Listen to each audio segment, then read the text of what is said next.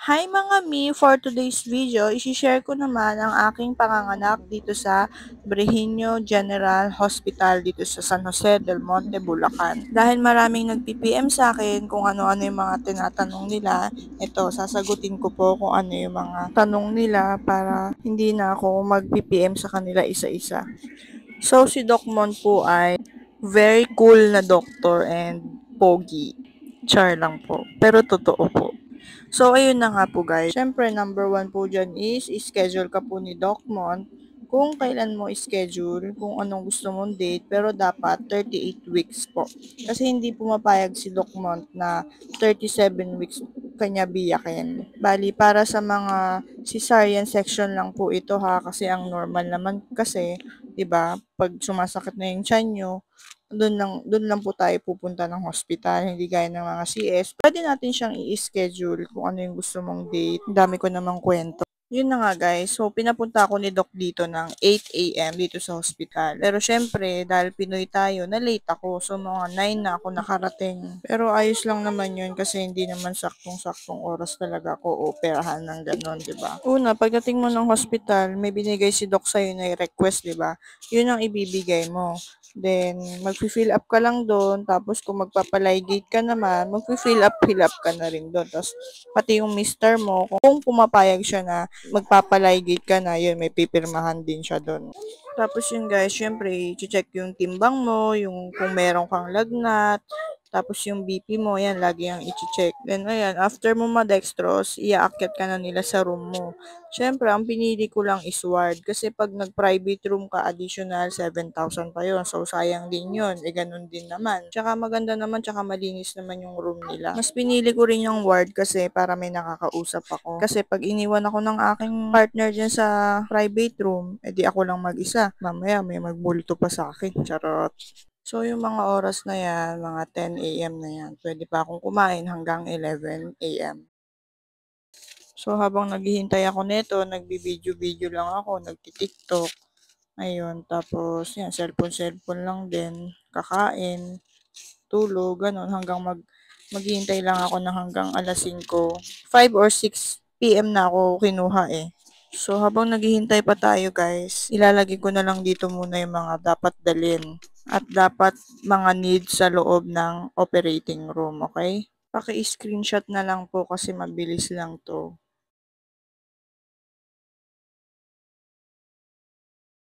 So, habang naghihintay tayo guys, ay may nagtanong sa akin, binayaran ko daw ba yung PhilHealth ko? Yes, syempre po. Kailangan po natin magbayad ngayong taon, 2025. Kahit hindi mo na po bayaran yung 2024, 2023, 2022. Kasi yun po yung ginawa ko. Ang last hulog ko po talaga is 2022 kasi nanganak ako ng 2022. Tsaka guys, hindi mo makukuha yung package na 35K kung hindi ka magbabayad ng PhilHealth. Kasi yun ang package ni Doc Mon. Tsaka ito pa, magbabayad ka din ng SSS mo para makakuha ka ng 70K. Gusto mo yon, di ba? 70K yon.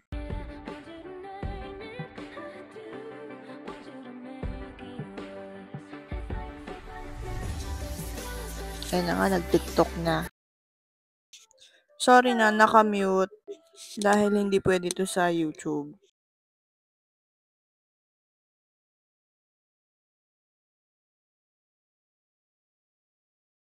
Siyempre hindi pa patalo si Doc Mo, magti-TikTok din kami, no? Siya pa nag-aya mag-TikTok sa akin, guys. Yung first TikTok niya sa pasyente, ako yon. So, mga 5 p.m. na to, guys. So, dinala na ako sa operating room. So, nilabas si baby ng 7:24 p.m.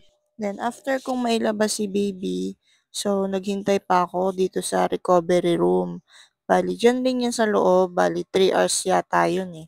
3 hours bago ko ilabas. Siyempre, ito magkukuwento ako habang hinihiwa yung tiyan ko, guys. Gising na gising ako, nakikipagkwentuhan pa ako kila Doc tsaka dun sa nag-anesthesia sa akin. Tsaka alam nyo ba guys, yung nag-anesthesia sa akin, kasi yung iba sobrang sakit daw mag-anesthesia eh, magturok. Pero sa kanya hindi. As in, talaga promise. Kaya parang feeling ko nga hindi ako natusok eh. Siguro, masakit lang ng konti pero hindi yung sobrang sakit. As in, kasi yung iba OA eh, sinabi na napakasakit daw. Pero sa kanya hindi talaga, promise. Ayun, nakikipagkwentuhan pa nga ako eh. So, ayan na, nandiyan na si baby. Bali, nandiyan pa ako guys sa operating room, nandun sa recovery room, nakahiga, nakadilat lang yung mata, yan si partner, binidyohan na si baby. Yan yung first meet nilang dalawang mag-ama. Di ba, ang cute? So, yan na, after 3 hours, dinala na ako dito sa kwarto. Actually guys, bawal talaga mag-video. Nakalusot lang si partner. Ayaw talaga nila nagbibideo. Nakalagay naman siya guys dun sa ano. Bawal mag-video. Ewan ko kung bakit. Kaya binawalan na siya si partner. Na bawal daw mag-video. Ganyan. So, yan. Patago na lang. Siyempre, kailangan natin to kasi minsan lang to. Last CS ko na to. So, ayan. Diyan na kami sa kwarto. Bali, nagpapamassage na lang ako sa paa kasi nga as in, wala pa akong maramdaman. Manhid pa yan dahil sa anesthesia. Tapos mga mi, share ko lang din yung mga dapat dalhin, yung mga dinala ko dito sa ospital, sa aking bag. So yun guys, lumabas si baby 7:24 PM. Kaso hindi ko alam kung ilang kilo siya eh. Tapos, hinihintay ko yung picture namin nila Doc. Hindi siya nag-vision. Tapos, iyak ko si baby. 10:30 lumabas na ako sa rating room. Dinala na ako dito sa dito sa room ko. Yun lang.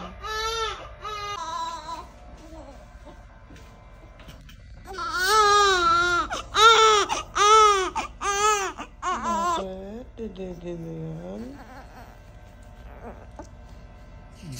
So, sa mga oras na to, kailangan ko na siyang padidiin kasi hindi pa siya dumidede sa akin. Sabi ng nurse sa akin, every 2 hours daw kailangan daw siyang dumidi. Pero ayaw pa rin, ilang oras na siyang hindi dumidede. So, kailangan namin siyang pilitin. Tapos, isa pa guys, yung diaper pala ni baby. So, ihiwalay nyo siya, ilagay nyo siya sa isang plastic. Kasi tinitimbang nila yan. So, ihiwalay nyo rin yung wipes. Kailangan ibang basurahan din para hindi siya masama sa timbang. Share ko din pala guys yung total na nagastos namin. Ilalagay ko na lang din dito sa screen. Tingnan mo. Tsaka sa mga nagtatanong po kung pwede na daw ba maligo dun sa ospital after mga anak, hindi po kasi baka mabasa ang sugat ninyo. Tapos ang ginawa ko lang noon, naghugas lang ako ng kife, tapos hanggang paa kasi dugo-dugo po yun eh. Bago kayo umuwi, lilinisin po ng nurse yun. Yun nga po yung ipapabili sa inyo na gasa, iodine, tsaka yung betadine. Bumili na po kayo, huwag na po kayo bumili sa ospital. Tapos, after nyo linisin nun, pwede na kayo maligo kinabukasan. Basta lagyan nyo ng tape na hindi mababasa. Meron pong nabibiling ganun sa Shopee eh. Yung gasa na pwede siyang mabasa, waterproof. Tapos yun, after nyo pong anuhin yun, gamitin, palitan nyo na lang din po ulit ng gasa, yung manipis lang. Every morning and every night, linisin nyo po bago kayong matulog para po hindi ma-infection yung sugat nyo. At sa wakas, napadede ko siya nung oras ng mga ito. So, madaling araw na to guys. Ewan ko ba bakit ayaw dumede ng una. Buti na lang napilit ko. Kasi hirap pa ako magpadede yun kasi nakahiga pa ako. Actually, hindi ko pa magalaw-galaw yung katawan ko dyan. Bawal pa akong bumangon. Kaya dapat nakahiga lang. So, itong mga oras na to, kausap ko yung aking anak na dalawa na naiwan sa bahay. So, sinabihan na ako ng nurse nito na pwede na akong bumangon paunti-unti.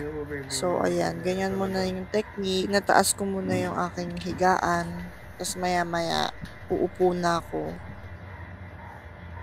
Ayan. Nagsariling sikap lang ako, guys. Hindi ako nagpabuhat. Hindi ako nagpahawak. Ako lang talaga. Actually, hindi pa ako umuutot nito. Siya nga pala, pwede na ako uminom ng tubig dito. Dapat huwag ka uminom ng malamig, guys, ha? Ano lang, yung mainit lang or warm, ganun. Tapos, pwede ka na rin kumain ng sky flakes. Yun na nga pwedeng kainin. So, kailangan ko nang gumalaw-galaw dito para makatayo na ako ng paunti-unti. Basta tubig tsaka Skyflix lang po pwede kainin. So, yung time na to, nag-iipit na ako para mapreskohan na ako. Kasi init na ako neto guys. Yung pala sa kabilang kwarto, pinatay nila yung aircon. Kaya yun, pawis na pawis ako dito. Ang init pa naman ng binder. Tapos nga pala guys, magdala kayo ng extra binder kasi minsan, pag galing ka ng operating room is dugo-dugo yung ano mo, yung binder mo. Kasi nung unang panganak ko dito, grabe, puro dugo yung binder ko. Kaya napabili ako ng extra ngayon na binder. Pero ngayon naman, hindi naman siya nagkadugo-dugo. Ayan, unti-unti na akong bumabangon para makaupo na ako niyan. Kasi feeling ko yung paa ko manhid pa rin talaga eh. Tapos, medyo nahihilo pa ako niyan guys. It's normal yan kasi ngayon sa anesthesia. Kaya mas maganda talaga unti-untiin nyo guys. Huwag nyung bibiglain na tatayo kayo kasi mahihilo kayo niyan. Ayan, tignan nyo yung itsura ko, diba? Groggy pa. Tsaka naka-diaper pa ako niyan. So, nagpalit na ako niyan. Maya-maya, pag tayo ko, nag-CR na ako, umihi na ako kasi kailangan umihi eh. Kasi pag hindi ka umihi, lalagyan ka na naman ng catheter. So, yan. Pagka CR ko niyan, ayan, nakaihi na ako. Yun, medyo, ang feeling pala guys ng umiihi is medyo mahapdi siya na parang paurong, parang pinipigilan mo yung ihi mo. Ganun yung feeling pag nakaligid. Tsaka medyo sumasakit yung tagiliran. Pero, after 2 weeks, mawawala din yan. Pero, ngayon na 1 month namin, medyo sumasakit-sakit yung tagiliran ko. Pero sa tingin ko normal lang naman yan. Kasi nga, naoperahan ka tapos plus ligate pa, 'di ba? Kaya siguro, feeling ko naman normal lang naman yung mga sakit ng loob-looban ng ating mga katawan. Ayan, nakabangon na ako guys. So baby, tulog-tulog.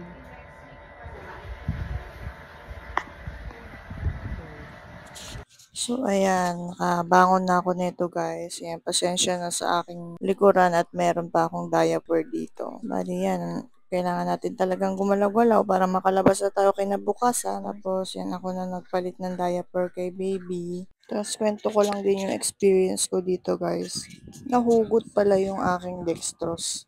Hindi ko namalayan kasi ayun nga, yung pinalitan ko yung diaper ni baby, nahugot pala. Kasi napansin ko, dumudugo na, tsaka tabingi na yung aking dextrose. Tsaka 4 na beses akong naturukan ng dextrose. Yung una doon sa emergency room, yung unang tumusok sa akin is doktor daw. Mukhang bata pa, tsaka mukhang baguhan. Kasi yun, nakikita ko yung kilos niya, parang hindi pa siya expert tumusok. Pero doktor daw siya. Tapos nung second na tumusok sa akin, feeling ko naman super tagal niya na dun sa ospital na yun kasi yung galawan niya. So yun, siya yung nakatusok sa akin ng maayos. Partida, ang laki pa ng karayom nila. Diyos ko, 2 beses ako naturukan ng malaking karayom. Tapos itong na-experience ko naman, nahugot ko yung dextrose ko. 2 beses din ako naturukan ni ate nurse. Pero mabait naman si ate nurse. Tapos ang dali niyang kausap. Tapos nakikipagkwentuhan siya. Mabait siya. Kasi kaya hindi umubra yung unang tusok sa akin ni ate nurse. Kasi tabingi na yung ugat ko dito sa kaliwa ko. So ang ginawa niya, doon na lang niya ako tinurukan sa ayokong ipaturo. Kasi nga doon ako na-trauma nun sa ospital nun na dextrose ako. Kaya ayoko nang ipaturo ko yung kasi namaga. So yan, pwede na tayong kumain guys ng paunti-unti. So nag-noodles muna ako ng lunch. Tapos mamayang dinner is magra-rice na ako ng pakonti-kunti. Tapos may sabaw pa din. So real quick guys, dinner time na. Yan. Nag-rice na ako nito. Tapos ito yung ward na room namin. Kasi ayan, kausap namin yung mga Junakis namin iniwan sa bahay. Diba? Excited silang makita yung kanilang baby brother, si King. So habang naghihintay pala kami nito guys, nag-fill up na ako ng documents ni baby. Yun nga yung sa birth certificate niya. Tapos yun, may bayad yun na 1,000 guys ha. Iba pa yung sa bills. Then, after namin, sa mga fill up ng fill upan, tapos yun, si partner, pumunta na siya dun sa bayaran, and nagbayad na siya ng bills namin. Then, yun, may bibigay lang na papel, bago kayo makalabas ng ospital, ibibigay niyo yun sa guard. Ito na po siya, guys. Pauwi na kami ng bahay. Ang araw po nito is May 8. Yan, nag-grab na lang kami, hindi na kami nagpasundo kasi Ganun din naman, magagas rin naman, kaya nag-grab na lang kami. Ay, share ko din pala guys. Sarap ng food nila dun sa canteen nila dun sa ospital. Legit talaga, 100%. Pero parang hanggang 4 p.m. or 5 p.m. lang ata sila dun. Dahil sa sobrang excited ng mga bata, ayan, baka mamaya madaganan pa nila ang baby namin. Diba, nakakatuwa lang kasi na-meet na nila yung baby brother nila. Ayun nga guys, 3 girls po yung aking mga anak. Tapos pang-apat po ngayon to si King, ang kanilang baby brother. Thank you for watching po. Sana nakatulong. PM lang po kayo kung meron pa po kayong ibang question. See you on my next vlog. Ciao!